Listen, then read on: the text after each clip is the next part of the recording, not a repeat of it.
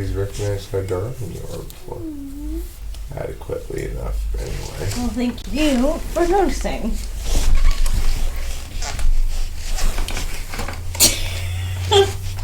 Are you still on camera? No. Oh, I need to turn the camera. That's what I need to do. I need to turn it this way.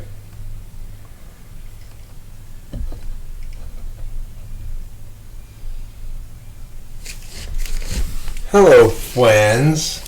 Friends? I don't know what's going on. My name's host Eric, and this is host Rachel, and we're hosting this show called Talking with Friends People. Mm-hmm. And it's literally figurative.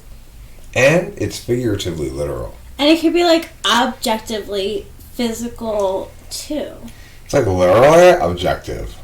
And also subjective. At the same time. Yeah. TWFP. It's literally every adjective. Every objective. Every adjective that there is. Right, like even rejective. It's adjective and normative. it's every if there is. What if are you today? How many ifs are there? Many, many ifs. It takes many ifs to raise a child. I believe that. That's what Hillary Clinton said. So anyway, we're live streaming now because I'm done with work. We're live streaming because we want you to enjoy how good we smell. We do, and actually, we're gonna re-smell because I took a shower. And Right, we need to reapply our smell. Yeah. We have signature smells now. We do have signature smell. I've always wanted a signature smell. Choosing a signature smell is not easy business. Okay, you've got to spend some time, energy, money, and just really caring about it a lot to really discover your signature smell. I fully believe that. Right. So, shall we show them our signature smells? Let's show them our signature smells. Okay. Well, we're going to start with this one here. We're going to start with this one. This I got at the local CVS pharmacy. It's my signature smell. Dracar Noir. Now, I've recently taken a bath after I put it on earlier, so like Rachel was saying, I need to reapply a little bit of my signature smell. I'm going to spray a little bit, just a wee bit towards the camera so you guys can smell it too, okay? It was fun. Right? Smell it. You can smell it down through the camera because you can see it. Anything you can see, you can smell. Oh, wow, that's manly. That's manly and crisp and refreshing, isn't it? Yeah, I think so. That's what I said. It was clean and it was crisp. Smells like a man standing in a mountain stream. Full of muskox. Yeah, muskox. Maybe that's what it means in another language. Dracar. And let's see what Dracar Noir smells like, okay? The ingredients? Let's just, if you ask the internet what it smells like. What kind of scents do you like, Winston's mom, when you're choosing a scent? If you had to. You know, you're kind of cornered. You can't say, I don't wear scents. You have to choose. An aroma of oak moss and lavender. I don't normally like lavender. I don't really smell lavender in this. But you definitely, oak moss is pretty much what you said it was. This is from leather, a cinnamon spice, and a few citrus notes. It's a really fresh and masculine, clean scent that has a showered-like aroma. See, they just put it in more jazzy terms, but yeah. I like it. Clean, yeah. I like it. So anyway, that's my signature smell. Okay? Yes. If you don't have a signature smell, maybe it's time to direct some of your attention to choosing a signature smell. I chose mine with my SI. This is the smell that I decided was the signature smell back in high school for me. Yep. I just rediscovered my... I think it just smells like a personality. It remains the same your whole life. Sandalwood. Nobody can go wrong with sandalwood. You really can't, though. You really can't. And it immediately takes you to a beach. I don't know. That's what I go toward. It's a cross between sandals and wood, both of which are on beaches. And there is wood that is sandal, and it's like those those trees, those like plants, those weed things misting, and then you're on the boardwalk heading to the beach. You already smell like the beach. It's very pleasant. It wasn't just me who got a signature smell today, though. No. Because we went to go order this online, and there was just no waiting for it because it was very difficult to find someplace that was going to deliver it within any reasonable period of time. It's also Eric's gift, so we didn't want to wait. We didn't want to wait. No, why would you want to wait for your present? And so, yeah, this was one of the presents I definitely wanted for my birthday was for Rachel to get this perfume. And it's Rachel's signature smell. Here it is. Chloe. That's right. And note, this isn't just eau de parfum we got. No, we got the Absolue de Parfum. Yeah. Which is the most concentrated one you can get. We had this whole discussion. So let's put a little bit of this on you. That's a nice smell. It smells very girly. It is. It smells like a combination of girls, like a SFJ's bathroom with cookies. That's what Cholo smells like. We should. Don't we smell good? Do you like chocolate chip? I do. I want to just generally ask people though, on a scale of 1 to 10, how much better do we smell now than normal? I want to know. At least 10 times better. Oh, okay, cool, Mrs. Vaughn. Thank you. Have fun. Okay, good. That's even more fun. Winston's mom used to wear Dior. I used to. Oh my gosh, I was on such a search for a signature scent for like years. Even when I was a teen, like I tried Ralph Lauren Polo. I tried Light Blue. I wasn't a huge fan of that. There was this I had the most success with this lacrosse. Yeah, LaCroix brand. It was like called like Air or something. It smelled like cotton, so light and fluffy. I loved it. But they canceled that one.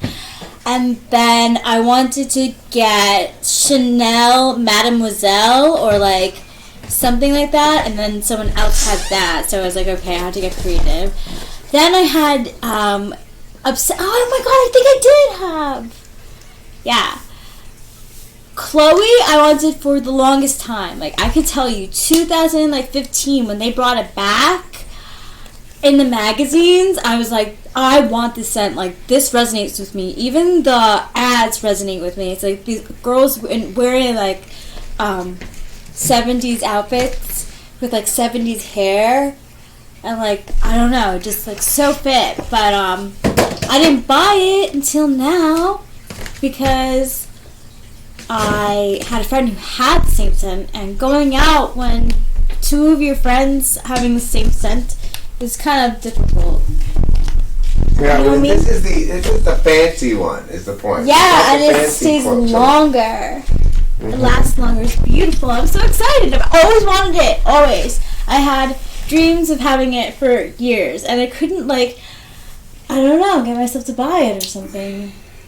It's perfect. Like I said, it smells like an SFJ woman, like an ESFJ's bathroom. And since it has, like, this kind of general shampoo-y kind of quality to it. Yeah, it does. And then mixed with kind of cookies because it's got vanilla.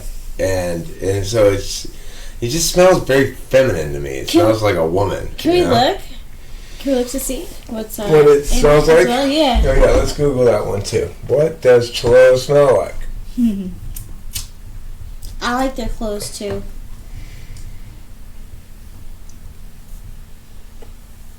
Well, I'm sure my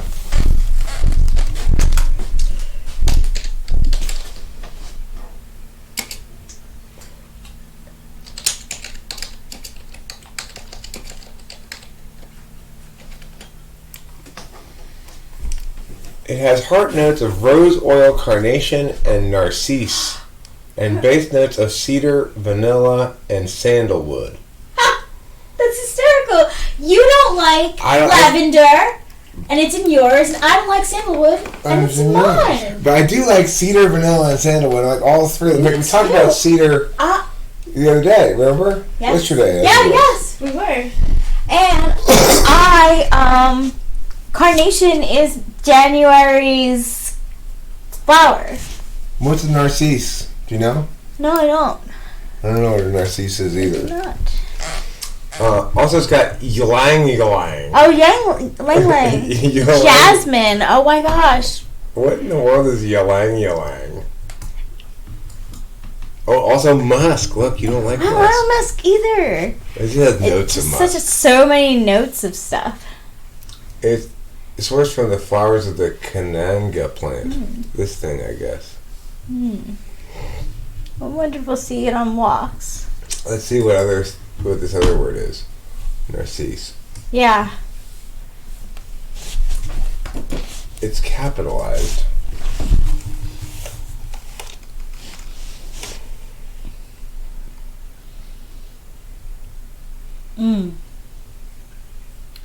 Oh. Narcissus. Narcissus flower. This thing. That thing. Wow, those are, I didn't know. Those are narcissus. These are called narcissus flowers. These yellow things. Yellow-white flowers. Apparently I have a ring around my ring finger. Both of them that claim vanity. Yeah. Hi, Zandy. Thanks for your comment. I appreciate hearing Sandy. you enjoyed the FE. Do you have bangs now? Thing. I love your hair. Oh, Zandy changed her picture. Yeah. Now she's red. She used to be blue. Zandy, I appreciated your comments the other day about the bag of chicken thighs and stuff. The chicken thighs are delicious. Well, she thought it was funny, I think, in my, it was amusing in my lack of FE awareness that I would not recognize it saying to a woman, like, you've got nice thighs, breasts, and legs. Would she necessarily infer that, oh, well, why aren't you saying anything about my face, you know? You're right. That's FE, that's thin third slot FE to not recognize. You're that. right. Yeah, she's right, Zandy. You're right. Thank you for that.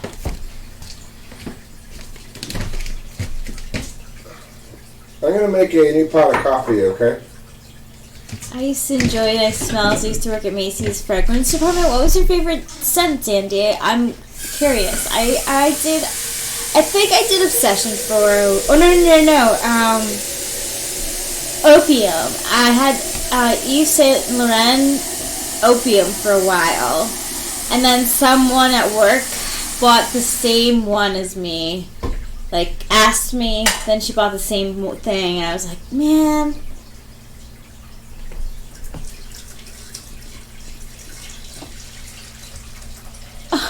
Nice, Andy. Oh, no. Yeah. I can't lie, that thought actually did pass my mind, but I was like, I'm just like, Eric would forget. He calls me beautiful. And precious all the time. Oh, just like Kitty. Oh my goodness. Oh, you're in such a playful mood. But see, the point, Zandy, is that you have to ignore the TI of it to have that kind of inference. Because what I'm saying is, the whole thing about, oh, you won't let me... This cat has become Rachel's cat, I tell you. Anyway, what I said was, if you were a bag of chicken, right? If you were a bag of fried chicken. Now, you wouldn't want chicken faces in your bag of fried chicken, right? You wouldn't want to have fried chicken faces. So really, on a TI sense, it doesn't make any sense to infer that I'm saying anything about faces because chicken faces wouldn't be a good thing to have in the bag. And actually, didn't I understand it because I knew that they cut off the head of chickens anyway, so it doesn't even matter. I mean, We did. We had this discussion. Yeah, okay, yeah. The thing is, also, I really like the idea of cooking just the face of a chicken somehow. Like, not the head, not the whole head. Just the face. Just the face. So you cut off like so you cut off from the neck and then you half that. You gotta peel the face off of the chicken. Can we like not do that? You know what? We could have that in coordination with deviled grapes. Oh my God! Yes. An extremely difficult meal. This right? is gonna be at our wedding. You know, a pan-fried chicken face with deviled grapes. I mean, doesn't that sound like something you want to try? That's a hard, labor-intensive meal.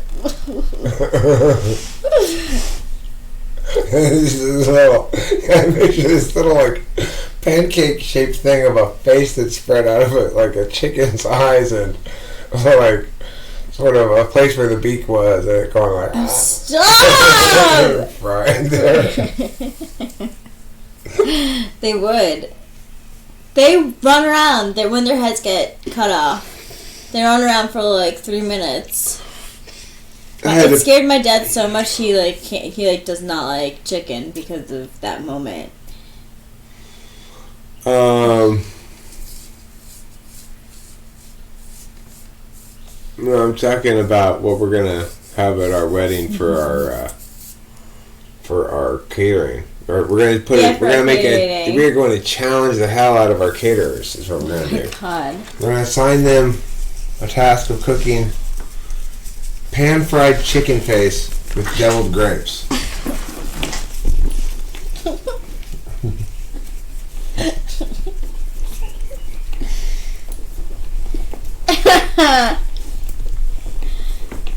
I like that I'm like your assistant still. You know what I feel like? I feel like Marcy. Like you're Peppermint Patty and I'm Marcy in your dad's eyes. Maybe.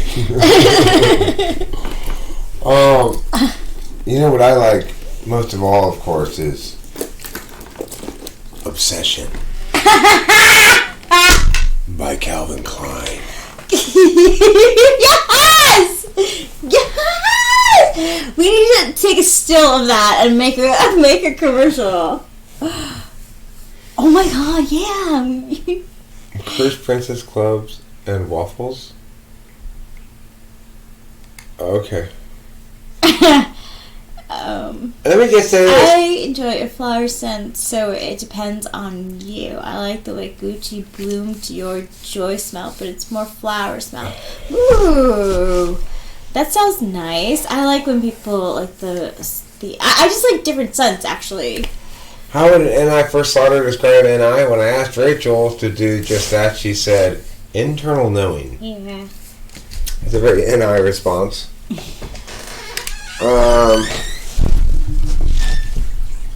That's some nice shots right there. Yeah, that's a gift from Winston's mom back there. Oh yeah, we gotta move that. We're gonna move that at some point. The waffles are definitely gonna be Belgian. I'm not having any other kind of waffle.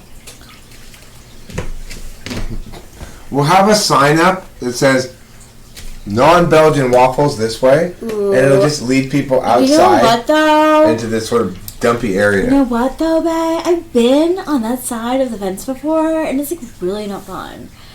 So the non-Belgian waffles. Yeah, I mean, how can we discriminate? Like Eggo waffles aren't that bad. No, I'm just saying it's a red herring. There's no non-Belgian waffles. There's a sign up directing people who want non-Belgian waffles outside. When they get there, there's nothing there. There we go. And they come back in and they say, "Where are the non-Belgian waffles?" And you go, "Who the fuck wants non-Belgian waffles?" Yeah. Okay. All right.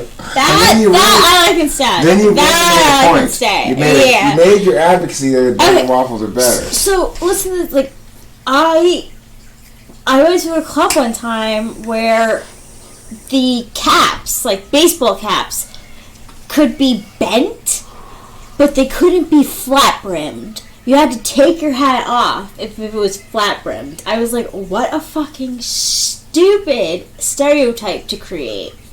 Like, what? Why no flat brimmed hats? Exactly. The They waffle baked them for pass. us? You have a good Belgian waffle recipe? Are you Belgian? Are you from Belgium? I think he is. Have you worked in the Belgian waffle mines?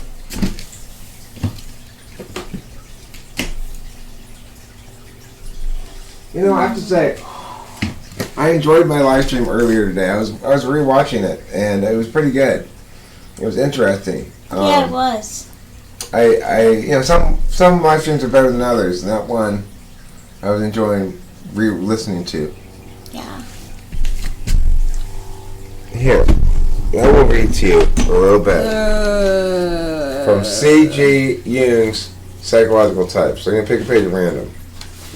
The attitude of the unconscious. Hey, Red Bull. It may perhaps seem odd that I should speak of an attitude of the unconscious. As I have repeatedly indicated, I regard the attitude of the unconscious as compensatory to consciousness. According to this view, the unconscious has as good a claim to an attitude as the latter. In the preceding section, I emphasized the tendency to one-sidedness in the extroverted attitude due to the ascendancy of the object over the course of psychic events. The extroverted type is constantly tempted to expend himself for the apparent benefit of the object, to assimilate subject to object. I've discussed in some detail the harmful consequences of an exaggeration of the extroverted attitude, namely the suppression of the subjective factor. It is only to be expected, therefore, that the psychic compensation of the conscious factor, and that we shall find a markedly egocentric tendency in the unconscious. Practical experience proves this to be the case. I do not wish to cite case material at this point, so must refer my readers to the ensuing sections where I try to present the characteristic attitude of the unconscious in each function type. In this section, we are concerned simply with the compensation of the extrovert attitude in general, so I shall confine myself to describing the attitude of the unconscious in equally general terms. You can see here where, in this very little page I read, conflates subjective with introverted. Yeah. And he thinks they mean the same thing.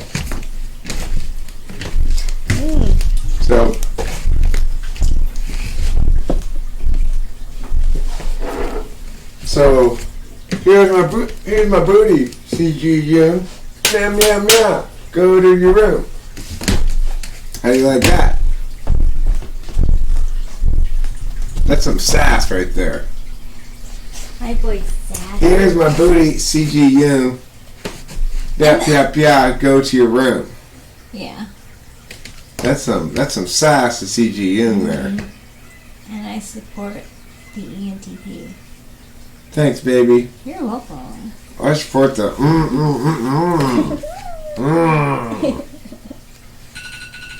I'm gonna go get the laundry.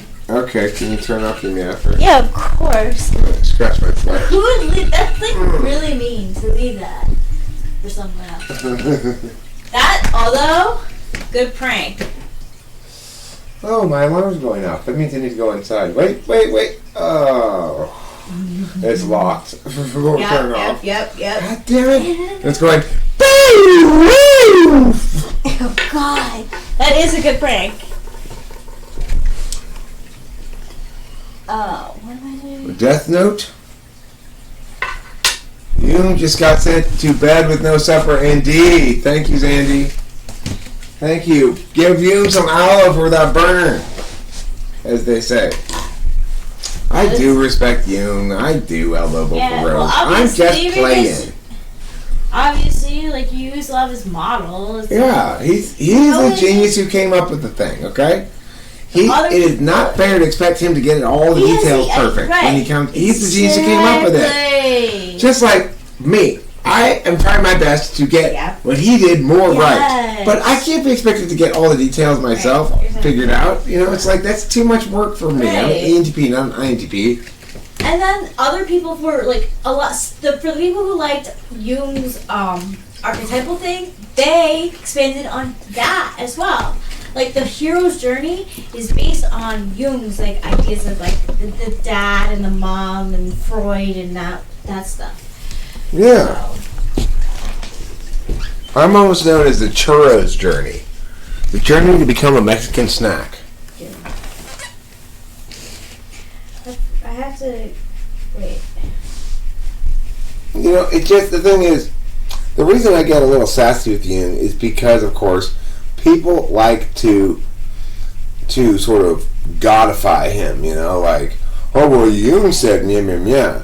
Well, who the fuck cares? Jung's just another dude like me, ultimately. He's great. He came up with it. He deserves credit for it. I love the idea. I think it's brilliant. Blah, blah, blah, blah. But at the end of the day, you cannot expect him to have gotten it all right because he was the first incarnation of it. He's, you know,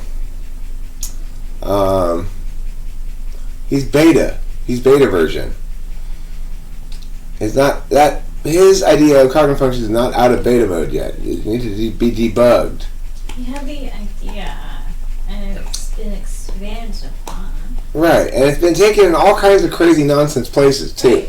So The problem is not Jung and or me. It's everything between. Okay? So, to clarify, you know, Jung did a great job getting this thing started. I'm doing a great job figuring out what he actually meant. And everybody else is just strewing the landscape with misinformation. Alright, let's just put it that way.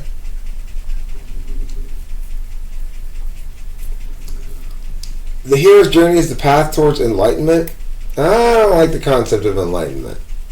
I don't like it at all. It suggests there's some sort of cathartic shift of understanding that can change who you are fundamentally, which dismisses the changing experience day to day that one always necessarily goes through, moment to moment. I mean, nobody's enlightened while in agonizing pain, right? So,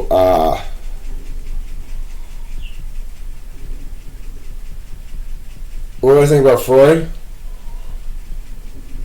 I think he was a big perv. Not everything's about sex, for goodness sakes. He obviously wanted to have sex with his mother. I don't know about other people. Maybe if you have childhood sexual abuse, I don't know. I would hate to even consider that. I don't like to even think about that. So, I don't know. But weird stuff.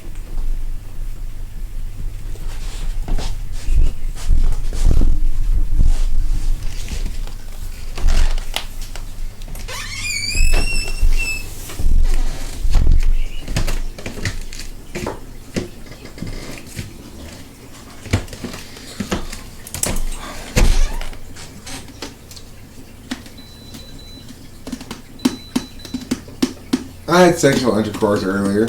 It was fantastic as usual.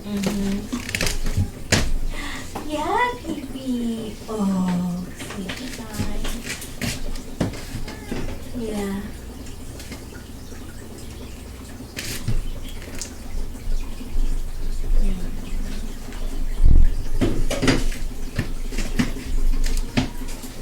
What did the cakes?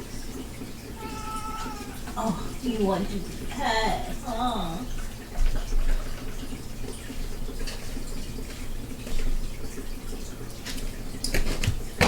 That's the month of expire. Okay.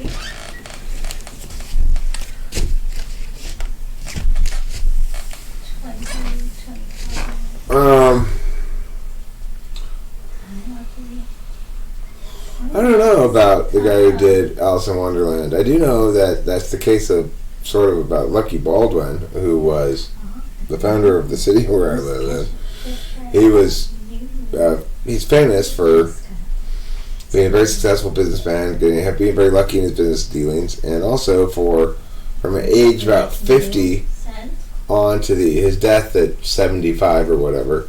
He had a series of 16-year-old girlfriends. So they didn't teach us about that part in school, interestingly.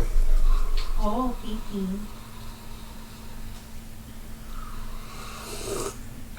Pee-Pee likes Chloe. Pee-Pee likes Rachel. My cat has become obsessed with Rachel. And when I go to pet the kitty, she just walks away from me now. It makes me super happy to know that Kitty has embraced Rachel in a way she's never embraced anybody, even close, you know? She helps me too, you know? When you're busy sometimes and I can use some little cuddles, she's there. It's nice. It's mutual. In other words, Freud was arguing from a SI-FI perspective, and Jung was arguing from an NIFE perspective. Yeah. Okay. So, oh, beautiful kitty friend. You like that Rachel Schmachel.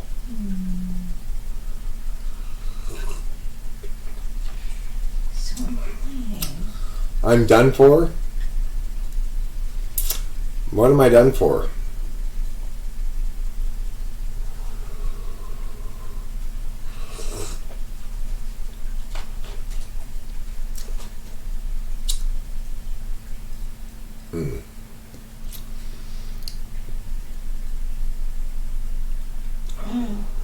Yeah, Jung's an INFJ for sure. So this is shampoo too. Oh, Kitty, you are giving Rachel the loves. I gotta show the people the loves that Kitty giving Rachel.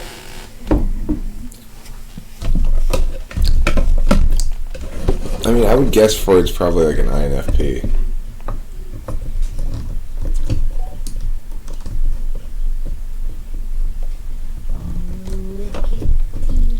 What a lucky Rachel. No beauty bands. Kitty pageant winner. What a beautiful kitty pageant winner. So majestic. Yes, my cat has chosen. Interestingly, despite her having been amazing with all of the animals and all the animals loving her, Kimberly never could get Pee-Pee on her side. Pee-Pee never liked Kimberly, would never give her any affection at all. Would always go away from her when she tried to pet her. So, Really? yeah. This cat has indeed chosen. The cat has a wisdom. The cat's my wise ISFP friend, yes, who helps me with understand my emotional stuff. Yes. Yeah, I did a type police on Jung's interview. AG last. I did a type police video on Jung. Funny little. So that's proof of Rachel's high qualityness in general. Is that this cat, who's very, very picky, has given her the full kitty thumbs up. Ridiculously so. You like it? Thank you. Oh, I wish I could give it to you. We're just getting kisses from Kitty. That's not something Kitty gives out lightly. Yeah. Oh, thank you. Thank you, Wonder Kitty. Now this one doesn't have kitty nibbles. What a loving Pants McGee. Truthfully. Yeah, well, Jung was wrong. You've raised one hell of a cat. Thanks, Sterling. You're welcome. Jung was wrong about his own type, yes. He was not a TI Don. You think he was... An INFJ. Oh yeah, that's a lot of people categorize him as.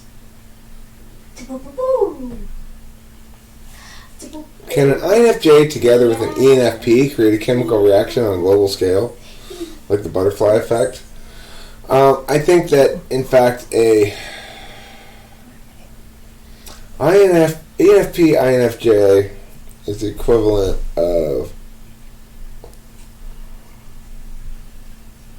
ENTP INTJ. I would say no, that's going to break down soon enough. because ultimately it's the TIFE versus FITE thing that's going to cause the problems. And I think he thought he was an INTP. What now? I'm sorry, PP. I'm sorry. I thought I was getting up. Please apologize. I mean, accept my apology, please. Oh, how could I? Eyelashes. It's equivalent. Isn't it bad? No, I'm saying, what's the... If Rachel's the INFJ, are you saying... Wait, I don't know what you're saying. Ooh. Hi, Swift Eagle.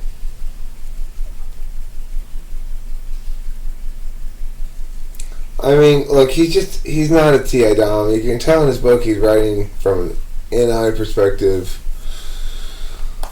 not a TI perspective. I will not change your mind about what? About whether or not you should smear poo on your toast? Go get it. I would say no, you should not smear poo on your toast.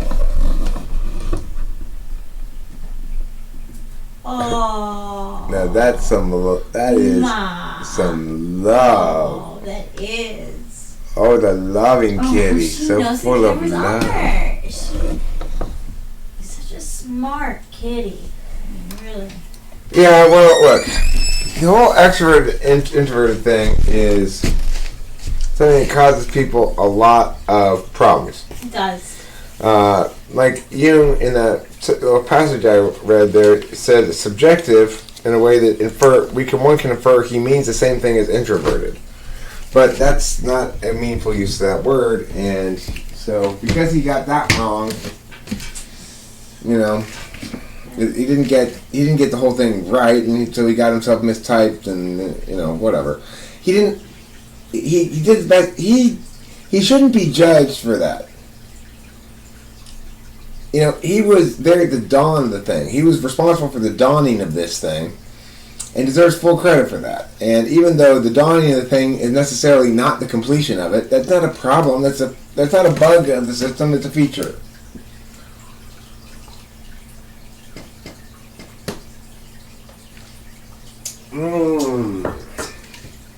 Let me tell you something.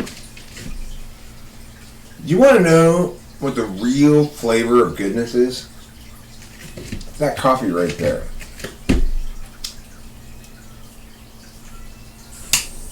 I could go for some.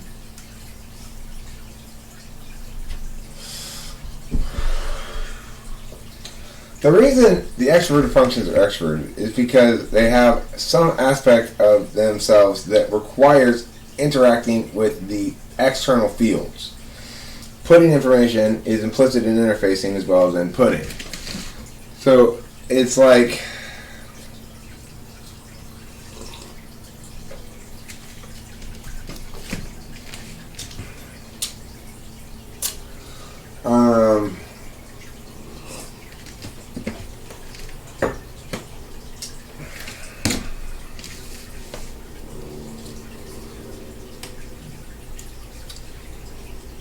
you know, extroverted intuition, extroverted sensing, they put information, so it means they do stuff on the external metaphysical field.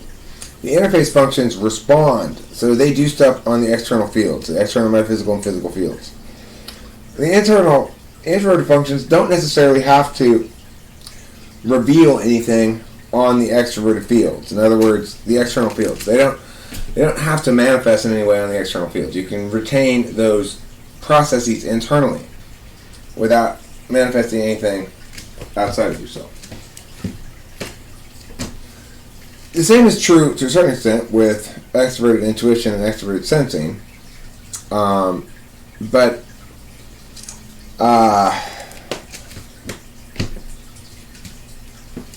the internal metaphysical field works kind of like a conditional external metaphysical field. So it's conditionally done internally for the purpose of deciding what to render externally. And as such, it's an extroverted function. But people think that objectivity and subjectivity link to extroversion and introversion, which they don't. Objectivity and subjectivity mean different things whether they're referring to an object or a subject. Subjects can be objective or subjective. Objects can be objective or subjective. We're talking about an object. Objective data is objective or subjective definitionally by whether third parties can access and verify independently and according to their own metrics. That's what renders data objective. There's no disputing that definition. Now, what renders individuals objective is whether or not they're exercising an interested or disinterested calculus. There's no disputing that definition either. Those are real, normal definitions of the words objective and subjective that mean something in that they exclude certain things. You need to have a definition like that in order for your system to make any sense, or else you're just talking out your ass at certain points. And it's fine to start certain points talking out your ass because it's not complete. And yeah, but the point is, yeah.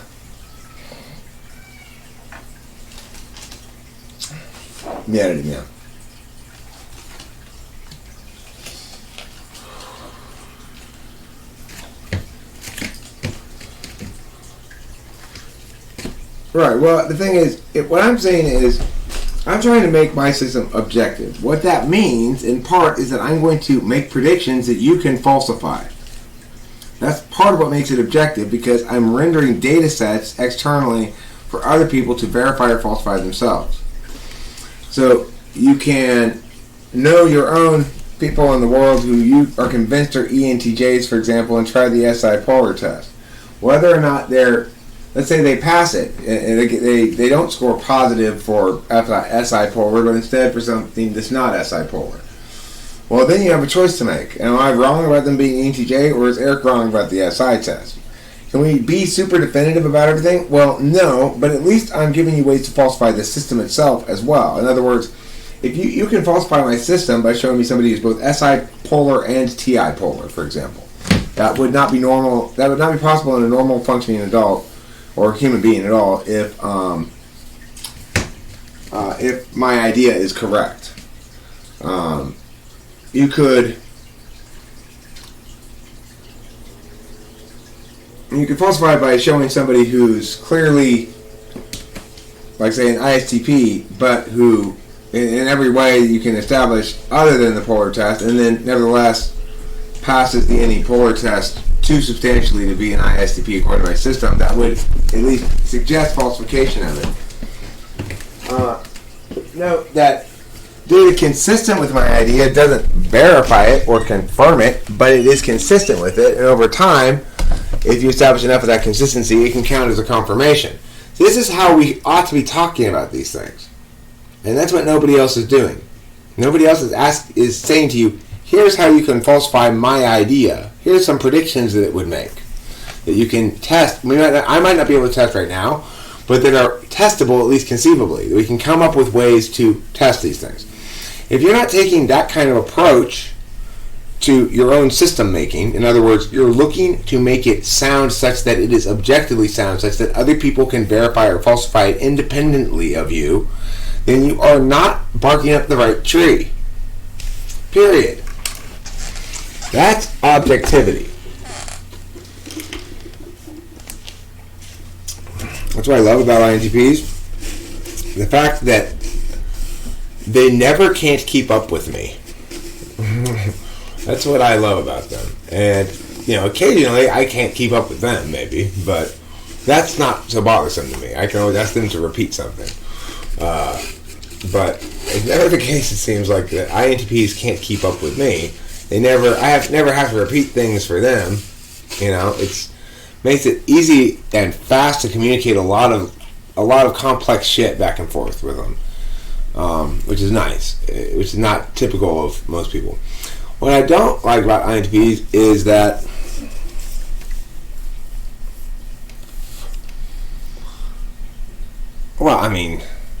it's like pulling teeth to get them to SE shit.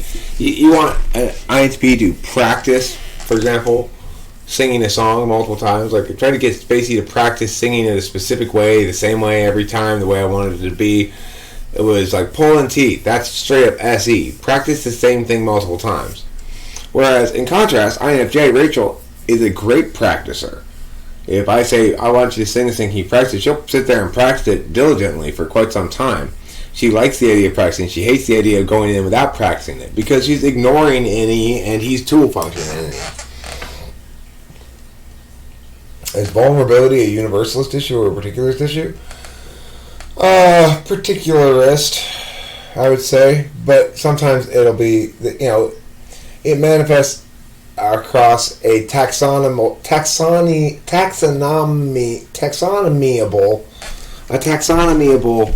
splay of potentialities. So it's like people typically are vulnerable about the same kinds of things, right? People might feel vulnerable about their physical appearance. They might feel vulnerable about their athleticism, their intellect, their wealth, their lots of things they can be vulnerable about. Now, is it the case that we're going to find somebody whose vulnerability is absolutely unique to them? Not really. We'll always be able to communicate it in terms that draw equivalencies with other people's vulnerabilities. So in that sense, there's going to be some sort of universalist link. But the actual, what any given person is insecure about is going to be largely a result of their personal experience and less so relevant to their cognitive function stack. If that's what you mean by vulnerability. If you mean the ability to be killed by weapons, then it has absolutely nothing to do with anything except biology. Namely that we are mortal creatures. Nihilistic know-it-alls. Nihilistic know-it-alls. What do I hate about INFPs? I just hate the fact that they're not as helpful as they could be, I guess. It's hard to get them to really apply themselves. I don't mind the know-it-alliness at all because it makes it easy to talk to them. I'm a know-it-all as well. Where is my bong? That's one thing I don't know. I don't know where my bong is. There it is. I spy you. I spy with my little eye through the crack in the door, the bong. I located it. Congratulations for me. Uber Boyo Ion of Yoon.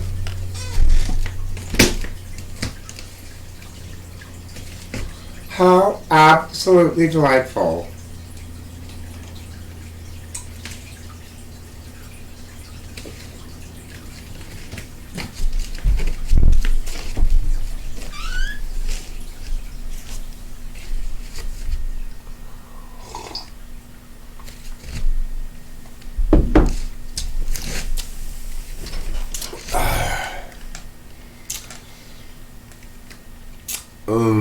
But you can see the difference in SE 4th versus SE 7th. Rachel's SE isn't great, but when directed to do something that just requires SE, like practice this over and over again, as a means of accomplishing something she wants to do, like being creative or expressing or whatever, she takes to it, she laps it right up. She's seeking that SE, She loves it. It gives her the opportunity to follow through and do something, and she doesn't have to think exactly about what to do or whether or not it's the right thing to do or whatever. She's relieved of the NI process, sort of, by being asked to practice something. I'm talking about how the difference between SE and the INFJ and the INTP, and how having you and Spacey sing for me, on both of you, shows me one of the differences is in this willingness to practice something. That you're very willing and a great practicer and a great a collaborator in that regard for an ENTP, whereas an INTP, it is pulling fucking teeth. No, Spacey, do it again. You're not. No, I got it. I don't want to hear you got it. I want to hear it polished. I never. Spend some time polishing, please, Spacey. It's like fucking pulling teeth. Wow. Wow. Just because you've got the words and the melody down doesn't mean you should stop practicing it. You're right. Right, so. He did get what? You had a couple good songs with him. Yeah, I mean, he did a great job for me. I'm not trying to complain about Spacey's performance musically. He did great. I appreciate his participation in my songs. But I am saying that working with him, it's very much, you have to be the slave driver. You have to be the really effy deft slave driver that's intermixing mostly pats on the back with occasional kicks in the butt. And gentle ones, you know. Very gentle, but clear. You got to do that to motivate an INTP. Yeah.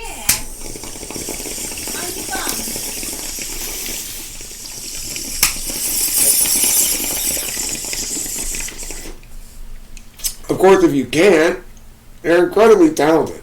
You know, it's like one of the reasons why Spacey didn't want to practice was because he genuinely could learn shit like shockingly fast. I have things that have complex melody lines plus complicated lyrics, and he'd learn them in 2 or 3 attempts. He'd learn the fucking thing, like faster than I could possibly have learned it. I would still be looking at the words, and he'd have the thing done. You know, he'd have the thing down. I'd still be looking at the chords, and he'd have all of his parts down. It's a song that I wrote, you know. So,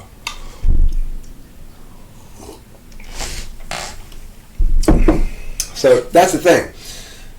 They're annoying because they're so talented and potentially useful, and so much of a pain in the ass to get them to actually be talented and useful in a way that's useful. You know, you gotta, yeah. And when you finally get them in a place where they're really being useful, what do? They find a crazy girlfriend on Reddit and ruin the whole thing. Thanks a lot, Spacey. Wasn't meant to be right now. Yeah, I was meant to be with Rachel right now instead. Yeah. My precious Wonder Bucket. If you were a bag of fried chicken, you'd be nothing but thighs and legs and breasts and faces. Faces are included too? Yes. Oh my goodness, that's so much love. I feel emotion for you. And with my heart and with my feelings. In the LCD sound system song, they say about how they can't have, it's to be loved with emotions. That's the best way to do it. What's the best partner for an INFJ? A very mature ENTP. Correct. Like me. I'm very dignified and mature. So, yeah. If you're not this dignified nor this mature, then you're probably not qualified to be an INFJ's partner.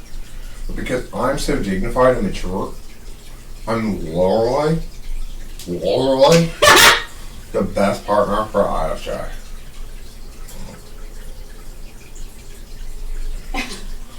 What chick? Who? Hoary Clown? Probably. She's probably performing black magic spells on Eric Dickerson. Me? No, Hoary Clown. What rhymes with Hoary Clown? Rachel, don't say it out loud, but you know. A certain someone's, certain girlfriend. Ah! Thank you. Mm-hmm. Beetlejuice, only say it twice or else he'll arrive. And he will mess shit up. You are INTP and you dig you some INFJ. Yeah. You are INTP and you dig you some INFJ. Yeah. Well, everyone digs INFJ because they're not totally gay. And so they know the way to happiness. Hoary Clown is her name. That's WHOREYCLOWN. Who's having you spell it? What am I gonna do? Alright, well I got about 10 minutes left and then I gotta wrap this up because Rachel and I have a dinner date with Dad eating some tri-tip. He's doing tri-tip in the oven. What is it? Tri-tip, a steak. Ooh. Oh yeah, we had it. You got another one. Nice. This is gonna be ready at 6:15. Oh, perfect.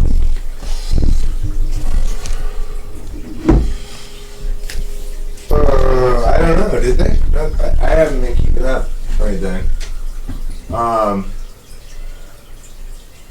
Oh, I know how it came up. Why it came up? It came up because I was talking about the differences between INTPs and INFJs, and having worked with in the same capacity, namely as a vocalist,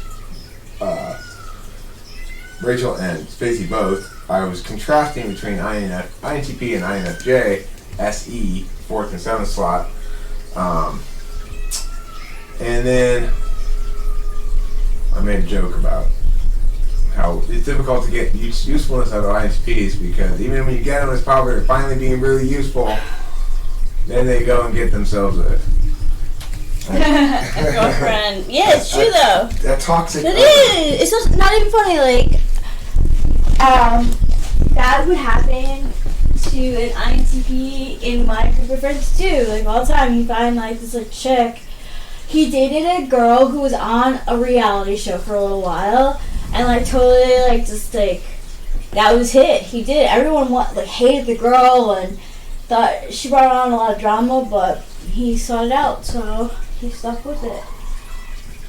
Yeah. Well, so I don't know what the current status of Spacey and Spacey's toxic other is. Mm-hmm. That's another name for Horrid Clown, is Spacey's toxic other. Yeah. STO. Yeah, it happens in life. You know. You know, it's like I'm 99% sure it was her who came in yesterday or whatever and said, "Is it your birthday?" And then after being there for a while, said, "You guys are pathetic." Oh. And then I hit her from the channel. You know. Mm-hmm. I kind of regret not asking her, "Why are we pathetic? What was it that gave you that impression right now?" It's not like we were saying anything pathetic during the live stream. No.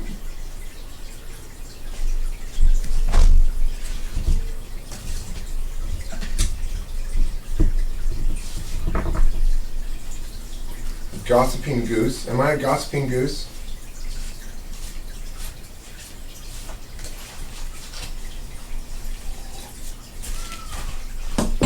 Are you? I think instead I'm a vivacious extrovert. Can you please show the people what I am? I'm a vivacious extrovert.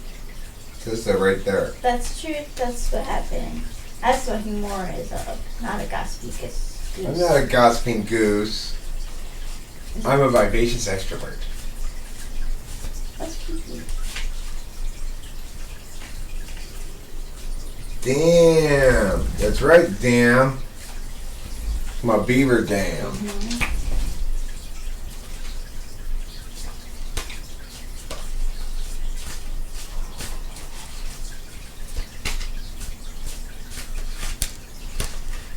Pee-pee. Pee-pee got the Knight of Cups. She is being a big lover with you right now. Yeah. She's very artfully romantic with you. Romantic, yeah, artistic. She's Just being a getting very creative good with my kitty. hair. Yeah. Very good. There we go. Me. Oh my gosh! I got the 5 of Cups. Good. I just Oh, no, have to that's remember. bad. I Yeah. forgot that one. Yeah, that's what I got. You got the sadness and woe Yeah. card? Why don't you pull a clarifier? Okay.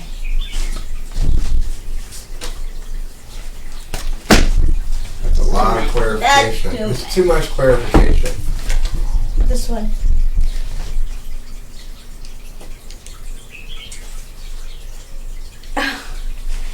Yeah, I'm waiting for 2 checks to actually go in, you know? They're holding my mind to make sure that it's real. So they what happened, and then I've been thinking about it. That has been on my heart. Interesting. Yeah. I'm going to stand over here and pee. Okay. What kind of coffee is it? Let me show you.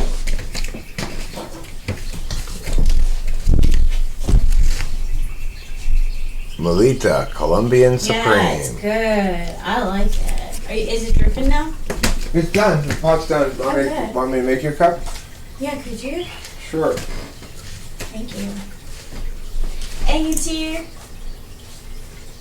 infantile drama. You know, ignoring it is one thing. Sometimes, like, you just find yourself in it and it happens, you know? And you're not antagonizing. It just happens. Thanks, Swinson's mom, for pressing like. Do any of your family members play chess, or do you play chess? You seem to know a bit about it, Winston's mom. I play a little bit of chess, but I'm not very good at it. I mean, gossip is it's crazy though, because it is a waste of time, but it's a huge industry. I mean, like, think about all those magazines and like the celebrities. There would be no celebrities without gossip. I mean, the thing is, it's human nature to find, to identify those who have the highest profile and gossip about them. So Yeah. it's kind of a chicken and egg thing, I It guess. really is. After I pee, I think we should probably wrap this up and go in and see if Dad needs any help getting the table set or whatever. You didn't get a notification this time around, huh?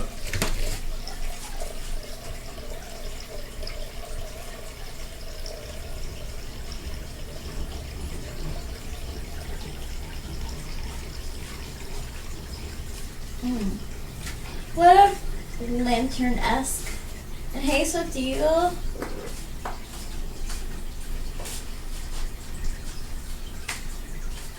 My ENFP dad likes to play chess, and he also likes to play war. That's a very boring game. He loves it.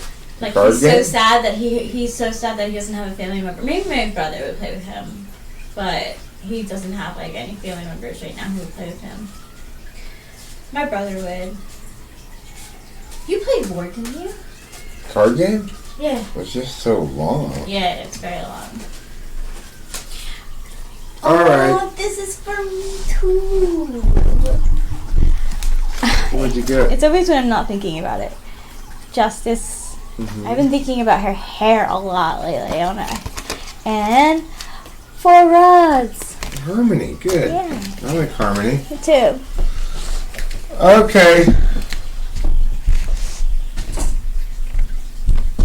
Thin love or no Belgian waffles for you. That's what El Lobo Ferro says. Okay. That's fair, El Lobo Ferro. That is fair.